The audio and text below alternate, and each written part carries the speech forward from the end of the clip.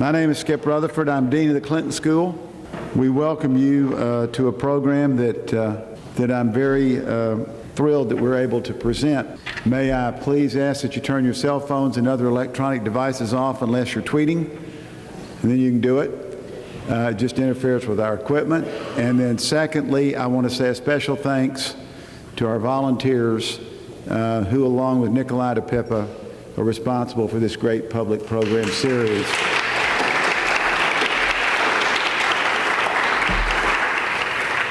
Needless to say, in Arkansas, there's been a great deal of discussion over the years, including most recently at the legislative session, about the subject of guns. If you will notice when you leave the Clinton School, on the back of our sign, we now have, in addition to saying this is a non-smoking campus, we now have a sign that says no concealed weapons, concealed carry weapons on campus as a result of the opt-out provision in the recent law that was passed. So, you know, it's sort of the first time I've ever had on a welcome door that you can't carry a gun in. It's interesting times. Dr. Daniel Webster is director of the Center for Gun Policy and Research at Johns Hopkins Bloomberg School of Public Health. He teaches courses in violence prevention and research methods for health policy. An important part of the Hopkins Center mission is to serve as an objective and informative resource for the news media, providing the public with accurate information about gun injuries, prevention strategies, and policies. Earlier this year, Professor Webster testified before the United States Senate Subcommittee on the Constitution, Civil Rights, and Human Rights. The title of his presentation, quote, "Proposals to Reduce Gun Violence, Protecting Our Communities While Respecting the Second Amendment." During that hearing, he not only testified about the economic costs associated with gun violence in America, but he also raised other important issues such as quality of life, psychological and emotional trauma, decline in property values, and other legal and societal consequences. He's a native of Kentucky. He shot his first gun at age 11, and he earned his PhD at Johns Hopkins. Please join me in welcoming Dr. Daniel Webster. Thank you very much for your very kind introduction. I think that's the first time I've had mentioned in my introduction about me shooting a gun at 11 and getting my doctoral degree at Johns Hopkins. But thank you. It's so nice to be here with you today. I appreciate the invitation and look forward to when we get to the time where we'll have the Q&A. But I'm going to cover some ground. Some of it's going to be data-oriented. Some of it's going to be sort of idea-oriented. But hopefully it all connects. Just to start, and being a person in public health, our focus is on what impact this problem has on health, on mortality, morbidity, and what we can do about it. So the most recent year we have complete data on all forms of gun deaths.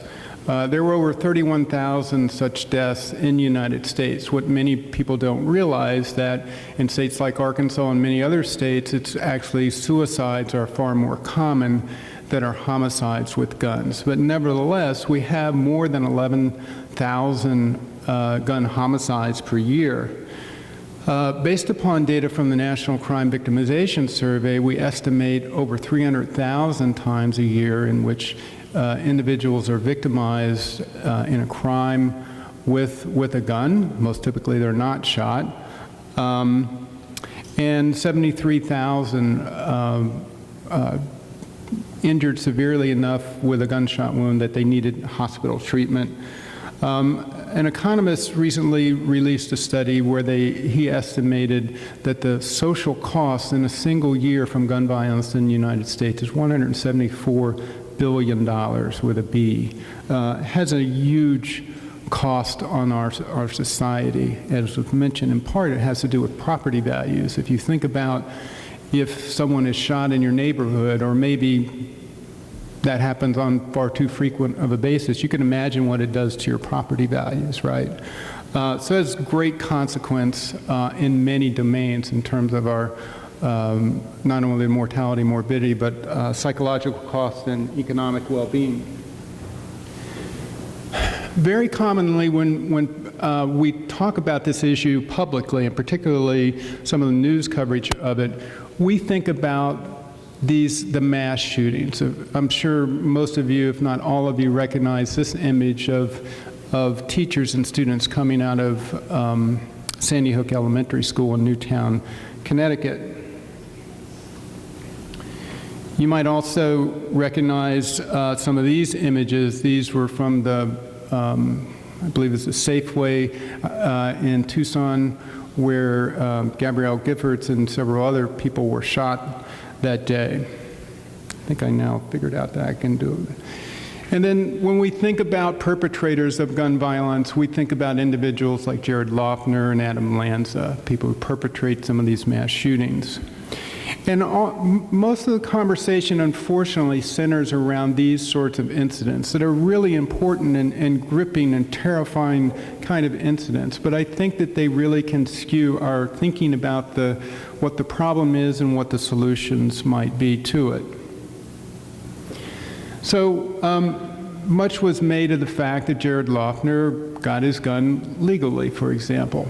And many people, one of the things that I hope to convey in this talk today is the general idea about law-abiding gun owners, legal gun owners, and not, as if anybody who can pass a background check is nevertheless completely has zero risk associated with committing violent crime. That's typically not the case. So in Arizona, for example, the standards are relatively not particularly high, as is the case in Arkansas and many other states. But he had a checkered past that should have made us quite concerned about him owning guns. But our policies, in essence, the default is you can have a gun and as many as you want and take it pretty much wherever you want it loaded. Far less attention is paid to some of the more common kinds of things. So this is Bobby Ray Bordeaux. He's from North Carolina, and he, after getting in a fight at a bar, he shot and murdered Cliff Jackson. And John Warwick tried to come in and break up the fight, and he was non-fatally wounded in that incident. Mr. Bordeaux had a permit to carry a concealed weapon, and he did so. He carried a loaded gun with him. He was reported about basically everywhere he went. Let's look at his background.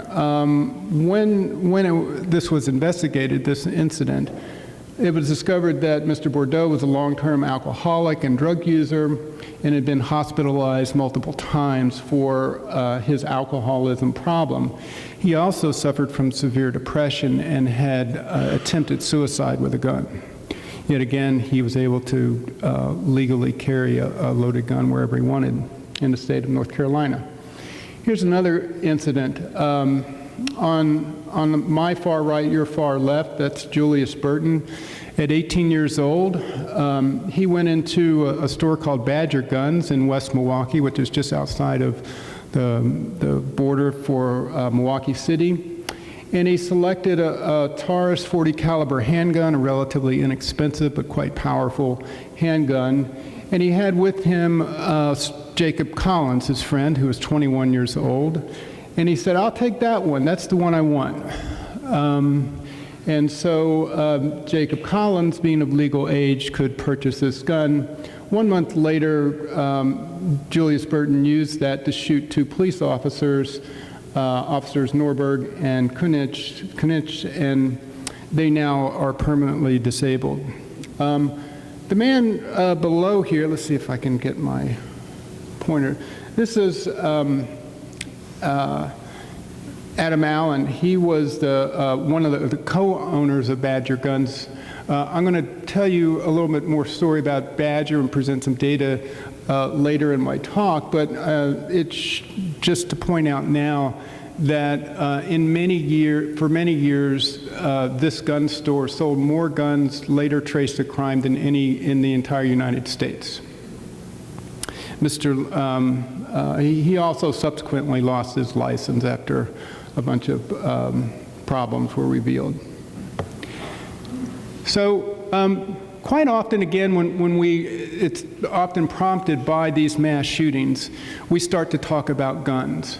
And typically there's a lot of emotion, a lot of shouting, and you get what can conveniently be sort of categorized as people into two camps. One saying guns don't kill people, people do. It's really about people who are evil or mentally disturbed. And another group who just really hates guns and thinks we have too much of them and the problem is guns. That's a somewhat interesting debate. We can have it if you want. In my opinion, it's kept us very confused and preventing us from really looking at useful solutions. So what I argue for is to shift our conversation and focus on more productive policy debates. How do we keep guns from high-risk people and situations? I think that's really what it comes down to when you think about this as a public health problem that's affecting thousands and thousands of people in the United States. Another relevant question is, would regulating characteristics of guns lead to fewer deaths and injuries? But really, it's this first one that I think is most important, where there's more evidence that you can do something about it, and this is the maybe most important thing from a political standpoint, is there's actually incredible consensus about this, and I'll get to that, and I'll show you some evidence that. So the central issues are, what should disqualify someone from illegal firearm possession, and something we don't talk about, for how long. In many cases, these are lifelong prohibitions. I don't think they necessarily have to be in all cases, and I'll tell you why. What measures are most effective in keeping guns from prohibited persons? And what are the costs and benefits of these measures, and how are they distributed? I think those really are the central questions. So I'm going to very briefly walk you through some important federal gun policy. Okay, we're going to focus, again, in my opinion, the two central questions are, what should disqualify you from having a gun, and how do you keep people who are disqualified from having guns? So this is what federal law states what the exclusion criteria are. We have a very not so rational policy as it comes to age restrictions, minimum age restrictions. We say that you have to be at least 18 years of age to legally possess a handgun, or to... That's incorrect. You have to be less than 21 years. No, sir, it's actually, excuse me, it's actually not incorrect, and I'm going to explain what I mean there. Thank you. If you purchase a gun from a licensed gun dealer, you must be 21 years of age to purchase a handgun. However, if you purchase one at a gun show or any other venue from a private non-licensed dealer, it's age 18 in 45 of the 50 states. So that's what it says under federal law. Of course, we all know that felons are prohibited. If you've been a fugitive from justice, if you've been convicted of a domestic violence misdemeanor crime of assault, or are currently in a restraining order for domestic violence, at least most orders, not all. If you use or are addicted to controlled substances, if you've been adjudicated mentally defective or committed to a mental institution, or dishonorably discharged from the military. Those are the key ones. Some states extend these prohibitions, and I want to talk about this for a minute. Some set 21 as the minimum age for legal handgun possession, regardless of how you acquire it. We also have some states that bar individuals who have been convicted of misdemeanor crimes involving violence and or misuse of guns. Actually, the majority of states now also prohibit individuals who, as juveniles, committed serious enough crimes they would have been felonies if they would have been handled in the adult judicial system, that they are barred typically, again, not lifelong, but for anywhere from 3 to 10 years. This varies a little bit from state to state. And then other states also sometimes bar individuals from possessing guns if they've had multiple convictions for drug or alcohol crimes that would indicate problems with substance abuse. We published a study in 2012 in which we looked at data from a nationally represented survey of state prison inmates. And we looked at the 13 states with the least strict standards for legal gun possession. Arkansas was one of those 13 states. And what we found is that 40% before they committed the crime that got them in the state prison were prohibited possessors of guns. Interestingly, and this is probably what is most important for policy, is that nearly 3 out of 10, 29%, would have been legally prohibited in states with stricter standards. 31% would have been legal in any state in the United States. So we then asked the question, well, what are the things, what are the extra prohibiting conditions that account for most of this red piece of the pie here, those who would have been illegal in other states with stricter laws? What we find is that most importantly that it gets to the minimum age restrictions. So roughly 15% were 21 and used a handgun, roughly 7% 21 and used a long gun, having been convicted of a serious crime as a juvenile was the next comment. So the picture here again is youthful offenders are very important in this picture, right? And I'm going to show you a little more data along. So this is the age-specific homicide offending rates. I'm sorry, probably, except for the folks sitting closest can probably see the numbers at the bottom here. But where this peaks is, guess what? It's between 18 and 20. Those are the ages that, again, that the places with the stricter standards set it at 21. And this is why this is particularly relevant. And this general curve here is why, again, what I think makes most sense from a public policy, public safety perspective is thinking about more prohibiting conditions, but not lifelong. If you're getting into a lot of problems in your younger years, this is where a lot of the problems occur. If you've shown for a while that you're not offending, your risk later in life is really substantially less.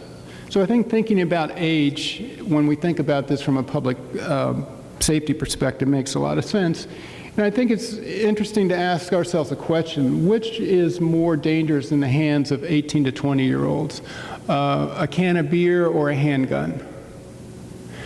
In 50 states, 21 is the minimum legal age for alcohol consumption, but only 5 states and the District of Columbia set 21 as the minimum legal age for possessing a handgun. Other potentially prohibiting conditions, violent misdemeanors. Garrett Windemute has done some research on this. He's updated some of it recently, but the pattern is basically the same. This idea of law-abiding gun owners. So he looked at legal gun owner, people legally possessing guns in California, and when they came to purchase their gun, they truly were law-abiding. They had no criminal history. Their offending, when they followed them over time, was really quite low. But if you had misdemeanor offenses, particularly violent misdemeanors, your risk were about 8 times higher than this truly law-abiding. So again, what I'm hoping that we get to in terms of a policy discussion is, I'm okay with this truly law-abiding group having guns, and we can even talk about when and where they carry them. I'm okay with that. What I want to think about is another set of individuals that maybe aren't so law-abiding, that aren't so low risk, and how we address that from a public safety perspective. So a question that I think a lot of people are very skeptical about, understandably perhaps, is that can firearm prohibitions for high-risk individuals work? Okay? Now, I wish we had a whole lot of research on that. We don't. But here are a few examples that shows that at least it can work, at least for some categories of individuals. First of all, domestic violence offenders. There have been 3 studies, 2 state-level studies and 1 city-level study, that has shown that state laws that prohibit those who have under restraining orders for domestic violence from possessing firearms are associated with reductions in intimate partner homicide rates anywhere from 6% to 19%. We also have evidence that when California changed its policy to restrict violent misdemeanors from being able to legally purchase and possess handguns, that the prohibited group had a lower rate of offending than the group before the law was changed, a similar group. The most recent study that was published in our book, led by Jeffrey Swanson, looked at mental illness prohibitions in the state of Connecticut. And they found that once the policy went into place with mandatory reporting to the background check system for the mental health records, that for the individuals that this prohibition was relevant for, you cut the violent offending rate in half by that restriction. So this is at least some suggestive evidence that prohibitions matter. So this brings us to this next question that is really not an easy one to wrestle with, and that is, okay, how do you keep guns from this prohibited group? And there's a lot of skepticism, because it seems as though we think about these regulations that are in the legal market, and are they at all relevant to what happens in the illicit market, where very often criminals obtain guns? So what do we know about this? We don't know nearly enough, and I'm trying to do research that uncovers some more about that. But roughly about 10% of criminals say that they stole their gun. Most commonly, they're getting it from friends or associates or some sort of street source. The ATF gun trafficking investigation showed that the most common diversion route of guns going from legal to illegal commerce involve a gun dealer who's either very explicitly doing illegal acts or other activities that you would certainly characterize as negligent. They're facilitating illegal straw purchasers, conspiring with traffickers, or selling guns off the books.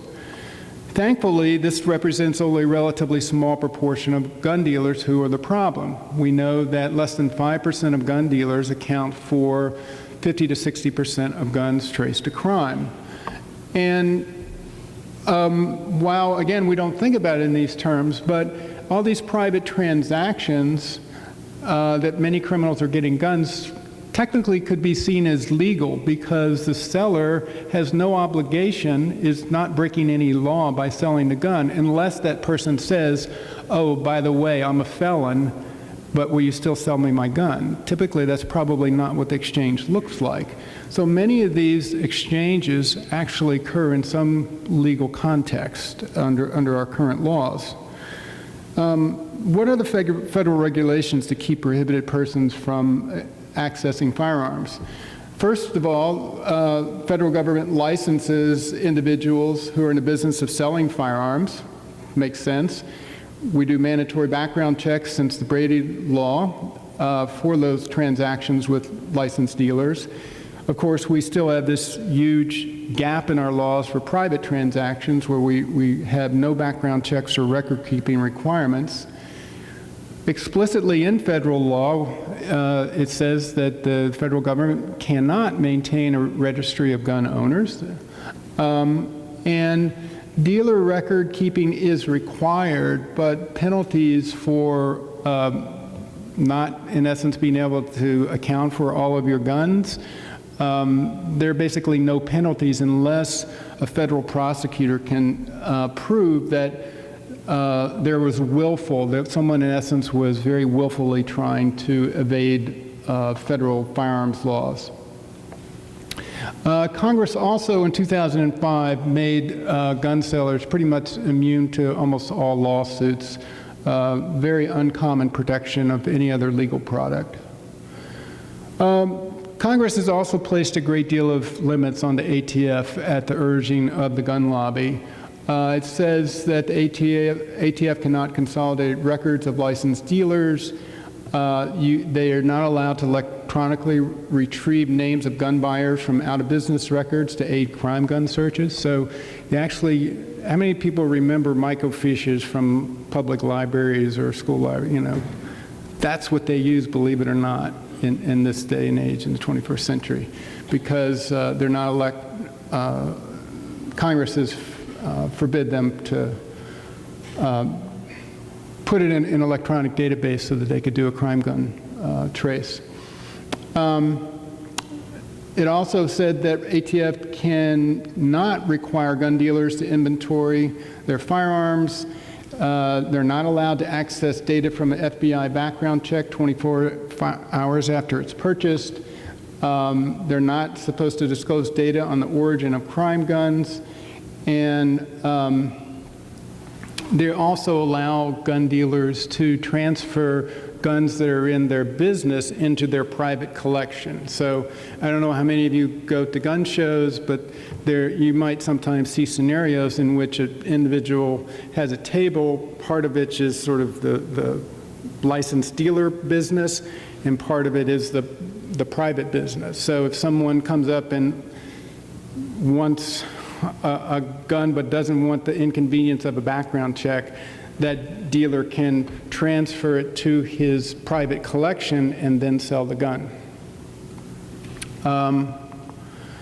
Okay, does the gun lobby really, so often when we have these discussions and debates, one side simply says, oh, we just need to enforce, we need better enforcement, right?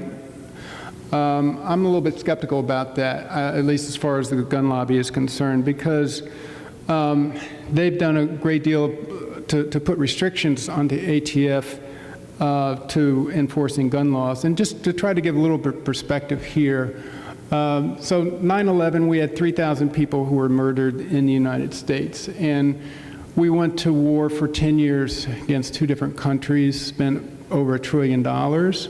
We created the Homeland Security Department, cost of about $649 billion, last counting. Hired over 40,000 people in TSA to check us as we get on on airplanes. And they raised the budget of just about every federal law enforcement agency except one. You got it, the ATF. Since 9/11, there's been over 144,000 Americans killed with guns, murdered with guns. And since 9/11, Congress has weakened federal gun laws and ATF's authority and maintained a flat budget for the last 15 years and basically the same workforce.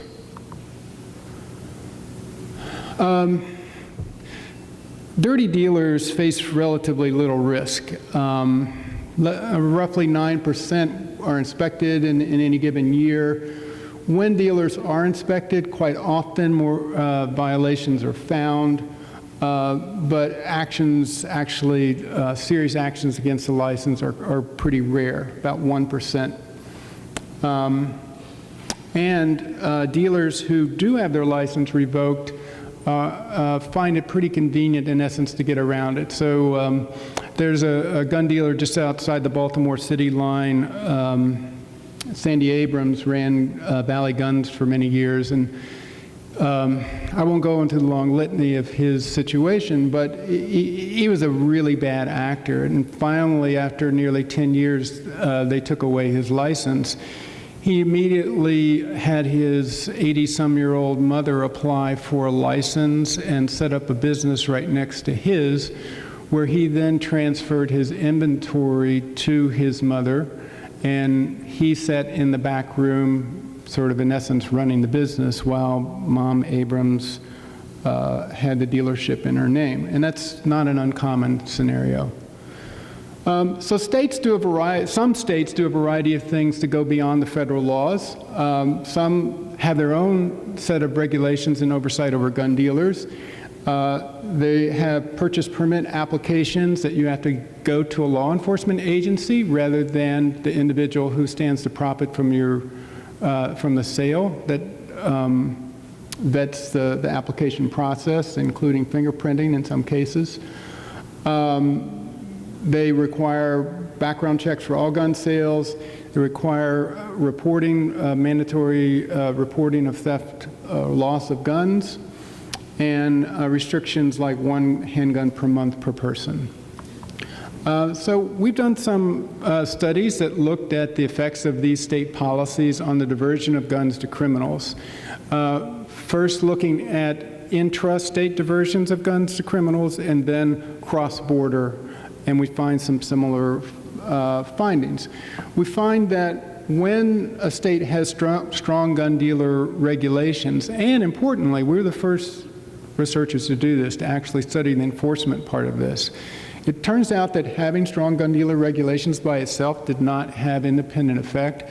It's when there were regular audit inspections keeping track of what these folks are doing that you had a very significantly less diversion of guns to criminals shortly after a retail sale. We also found that private sales regulations, background checks for private sales, for example, significantly reduced in-state diversions, as did discretionary permit to purchase licensing. When we looked at the export of guns across state lines in relation to state gun laws, we found that discretionary permit to purchase licensing significantly reduced diversion, as did less restrictive permit to purchase licensing with fingerprinting, universal background checks, private sales background checks, mandatory theft and loss reporting for gun owners, and bans of junk guns or Saturday night specials. All were associated with many fewer guns exported per capita to criminals.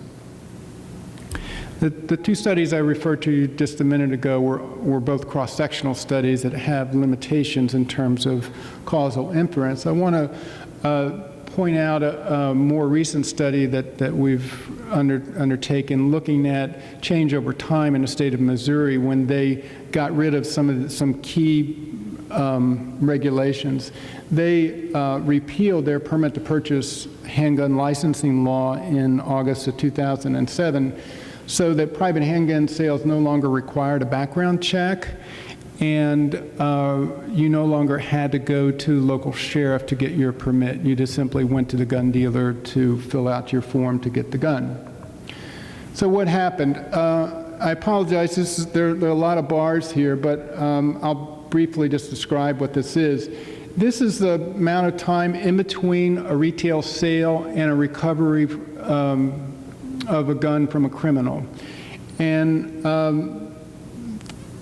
up to 3 months, so 3 months or less is the yellow bar, 3 to 12 months is red, and the blue is 1 to 2 years. These are all unusually short intervals between retail sale and involvement in crime.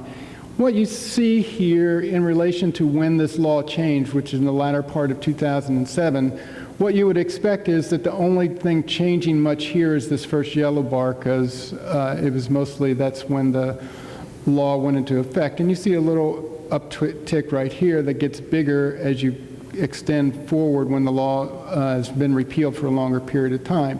Similarly, the red bar changes, shifts up. Basically, there's a close concordance with the diversion of guns to criminals, a big spike upward, and the repeal of this law that patterned precisely with the repeal of the law. Similarly, this tracks the proportion of guns coming from within the state that were sold at retail level, in-state on the yellow line, and out-of-state at the red line. And following the implementation of this law, you saw a big increase in-state guns. So this big increase in short interval crimes from retail sale to crime involvement principally were coming from the Missouri gun dealers. Most importantly, we track the gun homicide rates, age-adjusted gun homicide rates in Missouri following their repeal of this law, and contrasted it with other states. And Missouri again here is in the yellow, and you see a prominent upswing, whereas nationally and in the Midwest it's going down. So if you just sort of break this all down and you compare the mean rate, gun homicide rates before and after the law went into effect, you see Missouri's had a 25% increase, whereas there was little change in most other places. Most states were trending down. Arkansas had a very slight increase over that time period of 2008 to 2010. So something very unique happened in Missouri. It seemed to be quite coincident with the repeal of this law.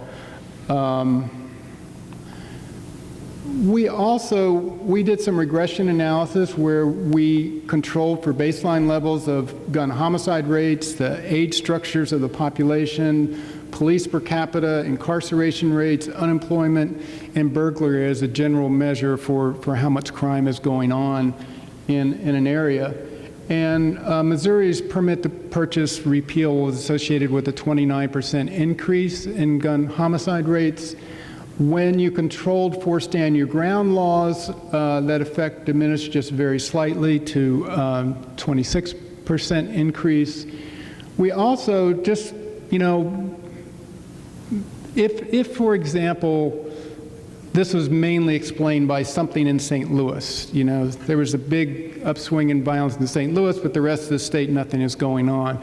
But what we found is when we looked at every major jurisdiction, county or in the city of St. Louis, every metropolitan area had very substantial increases in gun homicide rates, exactly coincident with the repeal of this law. How am I doing on time here? So the rest stuff I'm going to go a little bit quicker, but this gets to this idea of regulating and oversight of gun sellers. In the late 1990s, the city of Chicago as well as the city of Detroit both did something very similar. They staged undercover stings of gun shops that were fueling a lot of the violence, that a lot of the guns used in crime were coming from these gun shops. They did undercover stings where they had very blatant staged straw purchases. And in many of the dealers, they went along and made those transactions nevertheless. And the city then sued those dealers. This is before the federal government changed the law to prohibit such lawsuits. New York City did something similar in 2006, but their focus was out-of-state dealers because most of their guns used in the city were coming outside of state. But they were staging these undercover stings where they were videotaping what was going on and then suing the gun dealers. We then tracked the diversion of diversion of guns to criminals shortly after retail sale. And in Chicago, for the guns coming from within state dealers, there was a decline, 62% decline following the announcement of these undercover stings and lawsuits. In Detroit, it was 36% decline. New York City, we had different kind of data. We had data from actual number of guns sold by a subset of the dealers who had electronic records. So 10 of the 20-some dealers who settled in these lawsuits provided data on number of guns they were selling and then subsequently looking at guns recovered by the NYPD from criminals. And there was a remarkable 82% decline in the rate of guns per, accounting for the number of guns being sold. So again, I think there's a lot of evidence pointing to the fact that retailers can alter their practice to minimize the likelihood that the guns they're selling are ending up in the hands of criminals, which is what we most care about. Okay, Favors for the gun dealers. In 2003, Representative Todd Tiahrt from the state of Kansas pushed through, as part of a appropriation rider, some amendments that initially just prohibited ATF from sharing data on crime guns sold by dealers. The industry was kind of getting beat up by a lot of the data coming out on some of the gun dealers. And then they later expanded some of these restrictions, they prohibited ATF from requiring dealers to do a physical inventory, and they also required FBI to destroy the records from background checks within 24 hours. There were also other expanses of limiting how crime gun trace could be used in administrative hearings on licenses of gun dealers. When Representative Tiahrt was asked why he was motivated to put this legislation through, his response was, "I have a lot of friends who are gun dealers. That's why I titled this Favor for Gun Dealers." Getting back to this case story of Badger Guns, remember that was the store where the 21-year-old bought the gun for the 18-year-old who shot the police officers. Badger Guns is a very interesting case study that we've been interested over a good number of years. We tracked these squiggly lines. This solid line is the number of guns that had been sold by Badger Guns and used in crime in less than a year, okay? And this is the sale date periods. So what happened here where it fell off like a cliff? Interesting, you know what happened? ATF released a report that showed that Badger Guns led the nation as the #1 seller of crime guns. Within 2 days, the dealer announced some changes in their gun sales practices, and you had this very prominent decline in the rate of their guns getting into the hands of criminals. That carried on for a short amount of time, and then Representative Tiahrt came in with his amendments, and his buddies passed these amendments. And guess what? Things started to change quite rapidly. We estimated using some regression analyses. The other thing important is this dotted line is all the other gun dealers, okay? So there was some substitution effect when Badger got its act in line, but it didn't make up for this big drop-off. This is overall a 44% decline in these diverted guns. But when Badgers had this is a 200% increase, okay, from before to after, whereas no change in these other dealers. So basically, in my opinion, the point is that these protections that Representative Tiahrt put through are protecting bad dealers who probably don't deserve it, and the good dealers, they don't need protection. They're probably not doing anything wrong. Now let's end this discussion on thinking about the politics of this. Getting back to this cultural debate, pro-gun, anti-gun. That's what we always think about. Pro-gun assumes, okay, we got all the gun owners on one side, anti-guns, you got all these pointy-headed liberals in urban areas or whatever, right? So I don't know where I come from because, as I said, I'm from Kentucky, but anyway. So this doesn't show up as well as I would like it to, I apologize, but this column is for gun owners, and this is NRA members, and first, I'm showing you 5 policy about supporting higher standards for legal gun ownership. And what you'll see here is that you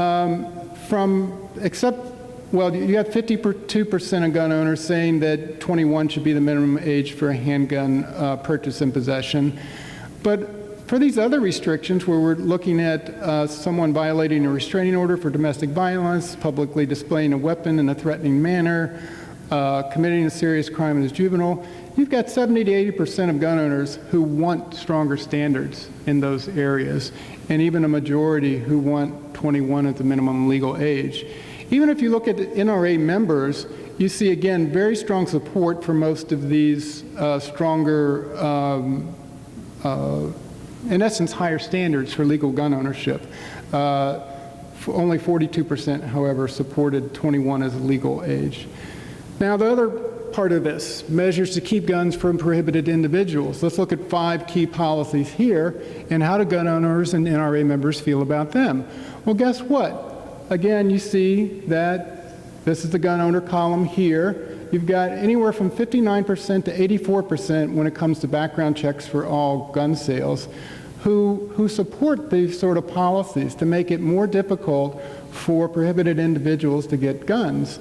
And again, even NRA members agree with many of these, not all, but many of these provisions. So a way forward that I hope that we see is that we get away from our cultural war that isn't helping. It really isn't helping anything at all. We really should be having a policy discussion. And we should be thinking about, rather than always just focus on what we disagree on, assault weapons, concealed carry, those are areas where there's not consensus, okay? But it turns out that those 2 issues, assault weapons and concealed carry, that seem to kind of absorb 95% of the discussion, in terms of public safety, they mean little to nothing in terms of empirical support. What matters principally is what I'm talking about here, is the standards for legal gun ownership and how do you keep guns from prohibited individuals. Let's focus our time and attention on what we agree on and what is important. So I'm gonna end there so that we have some time for questions, and the dean. All right, we do have time for questions. Thank you, Daniel. And if you'll wait till the microphone gets to you, this question right over here, and the microphone coming at you. First of all, I'd like to say thank you for coming, Doctor. Sure, thank you. I did a little background check and research on your research. I favor background checks. Maybe that's why you didn't shoot a gun after you were 11. The John Hopkins Center for Gun Policy and Research was created to do research on gun violence and is funded by the John Hopkins Bloomberg School of Public Health, Baltimore, Maryland. The majority of funding, and this is to be credited to him, $1.1 billion over several decades, has been contributed by Michael Bloomberg, the current mayor of New York and the co-chair of Mayors Against Illegal Guns, which is the most aggressive pro-gun control organization in the country. So as a retired law enforcement federal agent and a lifelong member of the NRA, I'd like to say that your statistics, which can be made to say anything if you've ever done research, are questionable to me, and they should be questionable to anyone who sees your presentation. Thank you very much. That was a comment, not a question. Please make questions, please. Yes, we have a question right back here. Please make questions. Hi, I'm Anna Strong. I'm actually a Clinton School graduate from a few years ago and a public health graduate as well, so appreciated your presentation today.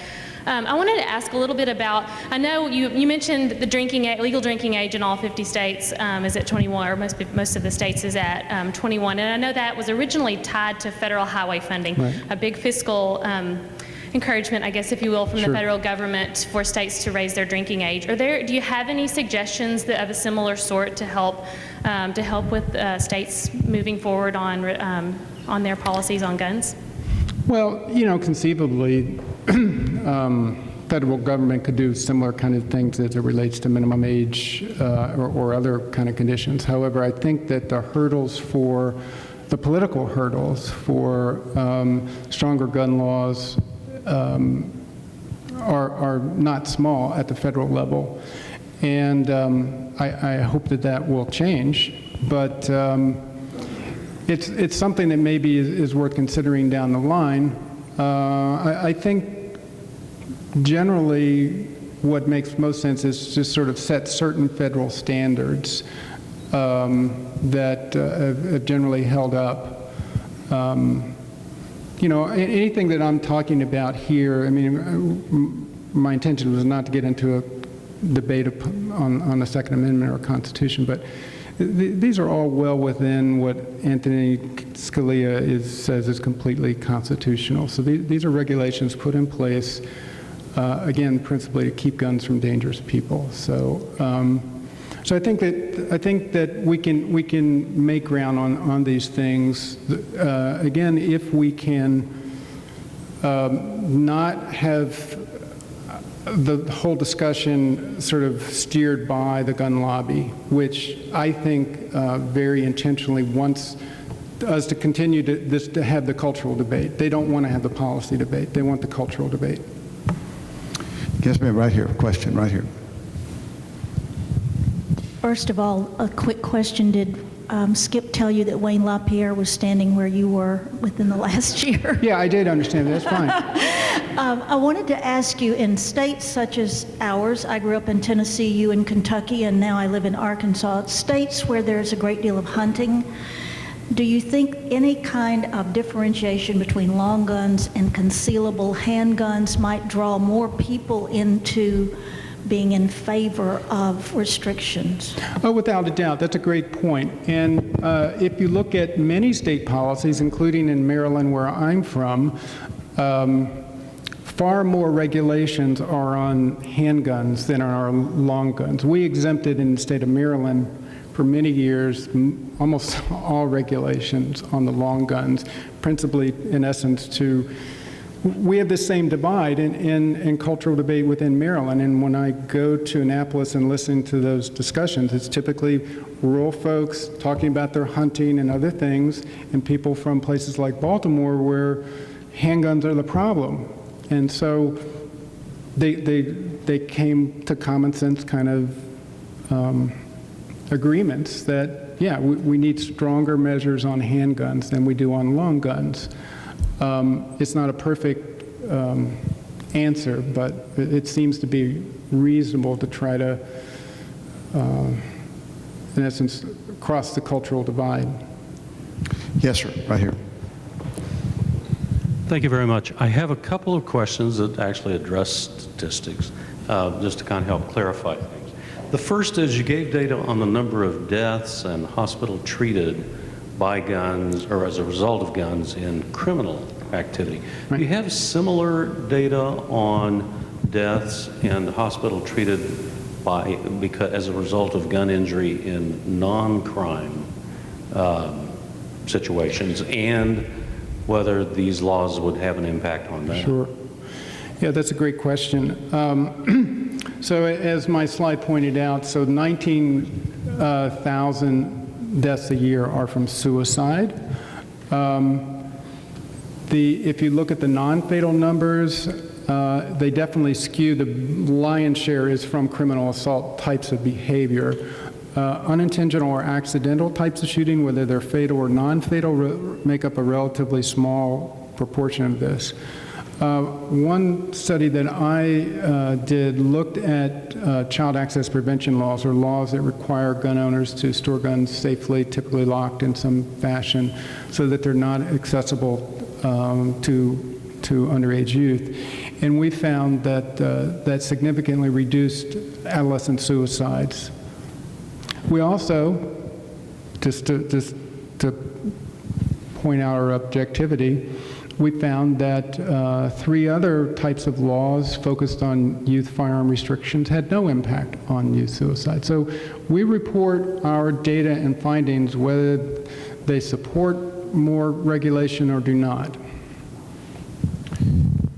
Questions? Different groups put out statistics about gun violence. I wonder if in your research you've ever found information about whether the statistics put out by the National Rifle Association or organizations they support are funded by organizations which profit by fewer gun regulations. Well, I'm not sure exactly how to address the question. I mean, the NRA gets a lot of money from the gun industry. I know that. Whether that influences the data that they put out or don't, I really don't know. I tend to try to focus on science, objective, and data, and not who's funding who. And by the way, the fact that Mayor Bloomberg gives a lot of money to my university, he doesn't pay my salary. He doesn't tell me what to do. I publish stuff that he doesn't like, probably. I don't know. He's never told me anything, nor has my president or dean or anybody tried to direct me to make Michael Bloomberg happy. So I was doing my research on guns far before Michael Bloomberg ever discovered the issue. So I just want to make that crystal clear that I am following data, and I'm putting my data through scientific peer review process. So just to be clear about that. All right. We got time for one more question. To what extent do other public health initiatives like stopping the use of tobacco serve as a model for trying to achieve some of the public health goals that you're talking about? It's an excellent question. I was talking before we had this session about, I actually have a whole class devoted to public health strategies being applied to violence broadly, not just guns. And we draw lessons from a lot of different things. So we draw some lessons from successful efforts to reduce motor vehicle crashes, whether it's through drunk driving legislation or changes in the designs of cars. And so the focus on changing products, we think can be useful in reducing at least some kinds of gun violence. Another successful model that's been applied that I've studied in Baltimore comes from an infectious disease control process, interestingly enough, because we find that gun violence tends to spread much like a social contagion, and some of the measures to address it through changing behaviors of the things that propagate, in essence, the gun violence are effective. So, for example, hiring ex-gang members who have reformed to mediate disputes and start to change social norms about how you deal with conflicts and provocations rather than pulling out a gun. We found significantly reduced violence in some of Baltimore's most dangerous neighborhoods. So we're looking from a lot of different vantage points to different public health analogies, and in essence sort of trying it on and say, does this work?